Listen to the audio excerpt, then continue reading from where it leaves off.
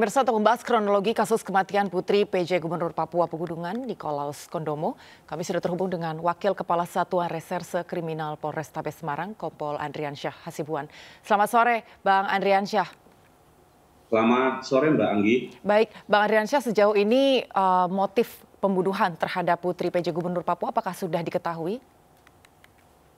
Untuk hasil pemeriksaan sementara kita terhadap pelaku yang melatar belakangi terjadinya kejadian ini, yaitu adanya niat ajakan dari si pelaku terhadap korban untuk mengajak ke kosan melaksanakan minuman keras. Setelah itu menyetubuhi si korban. Itu sementara, Mbak.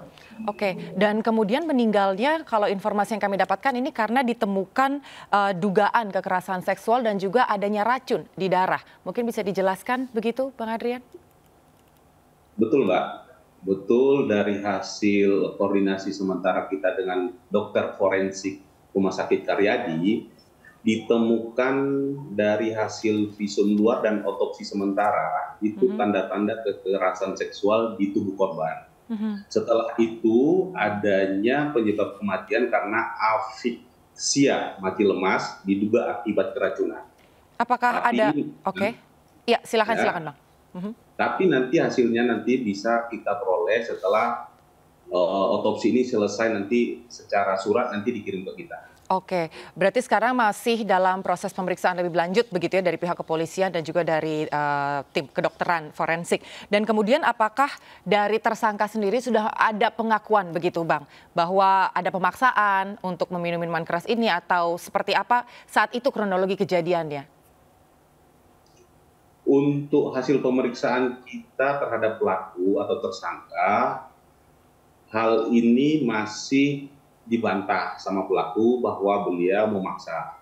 Masih memberikan keterangan itu atas semau dari si korban semuanya. Tapi kami tidak semudah itu percaya, kami akan mendalami apakah memang ini pengakuannya itu betul atau tidak. Oke, dan ada pengakuan yang lain mungkin, Bang Adrian, ketika menginterogasi atau ingin mencari kepada saat memeriksa pelaku sendiri? Kalau terkait perbuatan, beliau itu mengakui bahwa terkait dengan membeli minuman, yang menyiapkan minuman dan mengajak ke kosan, termasuk menyetubuhin si korban, itu mengakui. Tetapi terkait dengan ajakan itu dari keterangan si pelaku itu adalah ajakan dari si korban. Tetapi kami tidak percaya semata-mata itu pengakuan dari, karena kami masih mengumpulkan pemeriksaan ataupun bukti pendukung lain. Iya. Dan informasinya juga kan ini antara korban dengan pelaku baru berkenalan itu sekitar seminggu atau 2 minggu melalui media sosial. Apakah sempat ada konflik sebelumnya? Untuk awal perkenalan memang diawalin sekitar tanggal 3 Mei. Untuk konflik tidak ada. Mbak.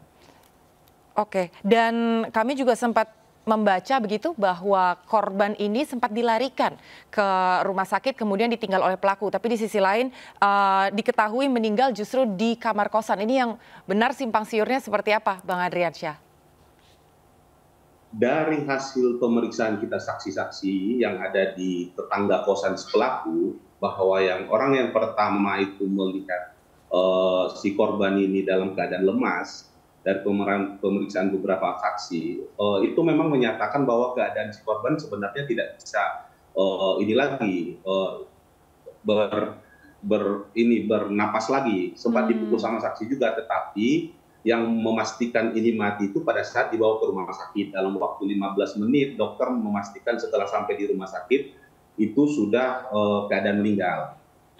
Patut diduga sebenarnya kalau menurut pendapat dokter itu sebelumnya sudah meninggal. Akan tetapi pada saat di sana itu si pelaku ini meninggalkan di rumah sakit dengan alasan dia untuk memberikan informasi kepada keluarga si korban. Tetapi kami masih mendalami apakah betul itu memang niatnya untuk menginformasikan ke keluarga korban. Dan untuk pelaku sendiri pada saat itu ditangkapnya kronologi seperti apa? Apakah menyerahkan diri? Karena kalau dilihat ketika sudah ditetapkan sebagai pelaku ada beberapa kali mengucapkan permohonan maaf. Ini ditangkapnya pelaku saat itu di mana, Pak? Kita mengamankan si tersangka itu di kosannya. Oke, berarti setelah mengantarkan korban ke rumah sakit kemudian kembali lagi ke kosannya. Betul. Oke, dan ada berapa banyak saksi, Bang, yang telah diperiksa sejauh ini?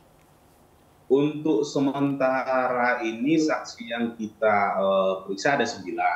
Akan tetapi nanti kan akan bertambah dari saksi-saksi ahli yang berkepentingan sesuai dengan kompetennya untuk memberikan keterangan terhadap kami mendukung pembuktian ini. 9 orang saksi ini dari tetangga atau dari rekan-rekan sejawat atau dari mana aja nih, Bang? Dan saksi yang 9 ini saksi yang di samping kosan si pelaku ada sekitar 6, habis itu ada dari keluarga juga. Oke, dan tadi informasinya 2 orang temannya justru sekarang masih dicari. Nggak ada, Mbak. Untuk saksi sudah lengkap semua. Kalau kita Oke. nggak ada yang kita cari lagi. Berarti dari saksi semua sudah lengkap, itu akan menjadi informasi terbaru juga berarti untuk tim kami.